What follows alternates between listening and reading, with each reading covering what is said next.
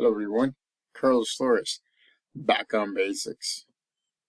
So today's video is going to be on mental capacity. That's something that I really enjoy, and I'm going to do a little bit more research on because remember, one of my favorite topics is cognitive psychology, and so cognitive psychology is how the brain works, right? How it interacts, how it brings out memory, so that way you can remember. And there's a lot of different things that you can do to help your memory stay sharp. Um, but before we begin though, subscribe to my YouTube channel, Back on Basics 9985. Hit the notification button so that way you can get notified of any new videos that come on board. Like this video, mental capacity. It's very important. Everything's important to me, but mental capacity, cognitive psychology, the psychology of the mind is very important and it's very intriguing. So again, I'm going to do further research on it, and I may do a second and maybe a third video on this topic. And so if you have a topic that you want me to go over, give you my opinion, put in the notification button and put it in the comment section. My apologies. Mental capacity. If you want to connect with me on Facebook, you can connect with me at Carlos Flores Jr. If you want to connect with me on Instagram, you can connect with me at Back on Basics. So, our mind is very intricate and very detail-oriented. It's interesting that, and go check out my shorts for today. It's interesting because our mind can drive what our body does, and our body can drive what our mind does. It's that mind-body balance that I've been talking about in over the videos that are in my YouTube channel.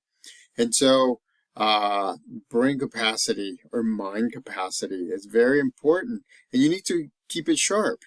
One of the things that I always say is be in the present. It's difficult if you're building a future that hasn't taken place yet, or if you're being pulled back and reminiscing on the past and not being able to move forward. And so mental capacity is very important. It's important for school, it's important for work, it's important for building relationships. Remember last video, it's important for building communities as well. And so having a very sharp, I'd say active and optimized mental capacity can actually help you do a lot of things. So I'll give you my example right now. There's been some adversities that have happened, and some of you know some of the adversities, but there's been adversities that have happened in the past, maybe in the past month. It's been everybody knows that my dad passed away. Everybody knows that, just there's been some other things that have all connected with one another. But the interesting thing is this. Even though I have been processing and I have been getting everything out and I have been talking, I've been sharing with all of you. I mean, more about what's been going on than some people close to me. And so it's been interesting because my mind, as the more you process, right, the more you get things out and you don't have to be worrying about it in your head, the more your mind becomes sharp, the more your mind becomes very focused, right? Focused mind, a sharp mind, an optimized mind, a balanced mind. Because remember, if you can think it, you can do it, right? And if you can do it, then you can think it. So keeping your mind sharp is really, really, really, really important.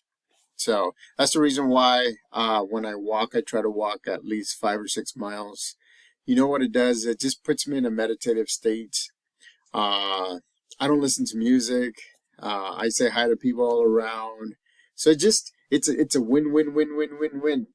because I interact with people for a short amount of time. I I walk. My body enjoys it, um, and then it gets my mind very sharp. I mean, by the time I hit, I don't know, 2, 3 miles, my mind is ready to do a lot of different things. It's ready to process things. Yeah, I can actually remember or bring up a memory or bring up something a lot better after I do a little bit of walking. So find what works for you. It doesn't, and if I'm telling you that walking works for me, it doesn't mean that it's going to work for everybody. I'm just giving you a suggestion. And so find what works for you. Uh, I think it was on Monday. Again, right? With everything that has been happening, one of my classes in my teacher credential program, I was behind. I mean, let's be honest, I was behind. And so I had a deadline. And I was so busy with things, trying to get things done, that I neglected that class. And so on Monday, I said, I need to get this done. And there were multiple assignments that needed to be done. So what I did is I did what I've always done in my other schoolings, which is use my phone, right? Turn on instrumental music, uh, and then turn on specific instrumental music. Before I've listened to like Yanni. One of my favorites is Yanni live at the Acropolis, because it has an array of songs that can get me happy, that can get me sentimental, that can make me sad, and I use those in my mind to get my body and my chemicals moving, right? So that way it elicits the best emotions possible, the best. And so when I'm listening to that, I'm writing and I'm like, whoa, these things that are coming, that I'm typing and I'm doing this is great. So what I'm gonna do at work in my classroom, in special ed classroom, I'm gonna try that next week. Starting next week, I'm gonna play music, instrumental music, and I'm gonna play different kinds, so that way I can see if we can actually get mental capacity up and be focused on learning. Um, most people have to have different things nowadays to be focused on. I'm just going to try to see if music works. My students have been super focused on assignments. They've been great. I mean, it's past the mid-year, and so they've been great about doing that. The nice thing about it as well is that implementing music, it's something that I don't really have to change their group time or the things that they do during group time, because it's just adding some music. So again, right, for me is walking, music, right, having some kind of like meditative state way of just getting my mind sharp, getting my mind in the present. Remember, present. So that way you'll be able to make the best decisions possible. It's hard. I've done decisions like looking forward into the future. They haven't been the best. I've done decisions based on being melancholic or sentimental or just mad about something in the past, and that doesn't work either.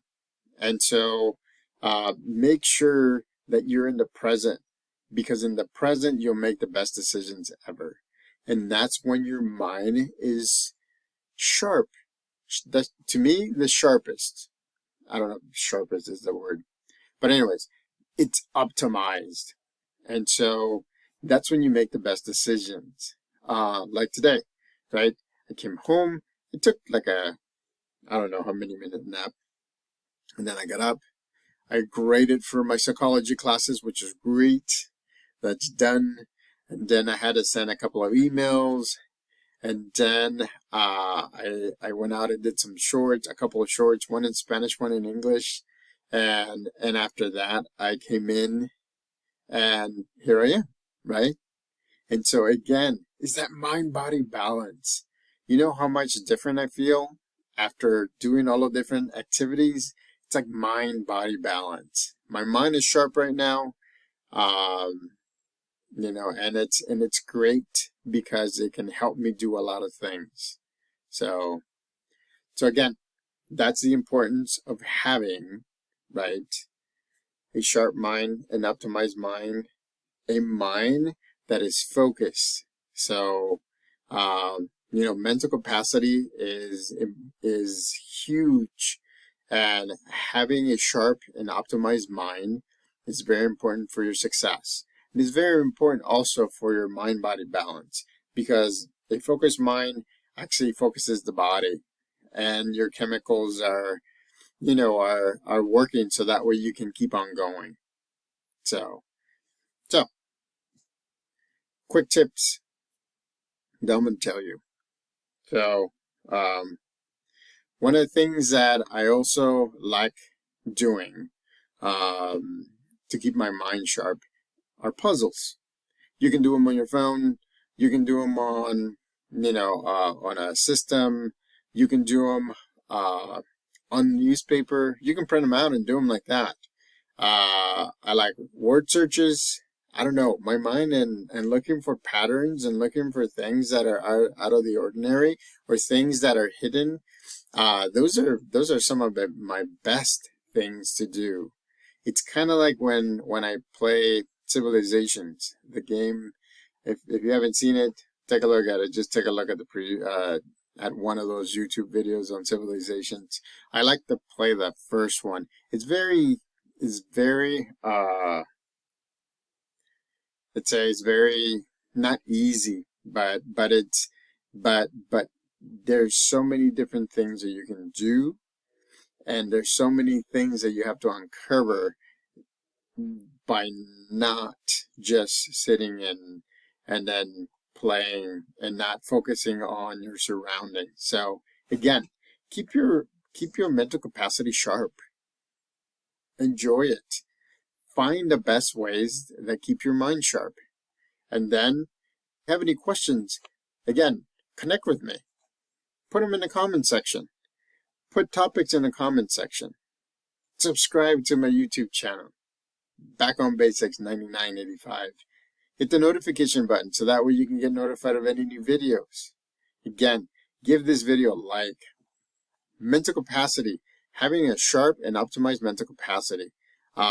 It's great because it will help you get to where you want to get to. It will help you process, and it'll help you do things that, you know, you may not do whenever you're just, you know, you're living in the past or you're building a future that hasn't happened. So, till next time, Carlos Flores, Back on Basics.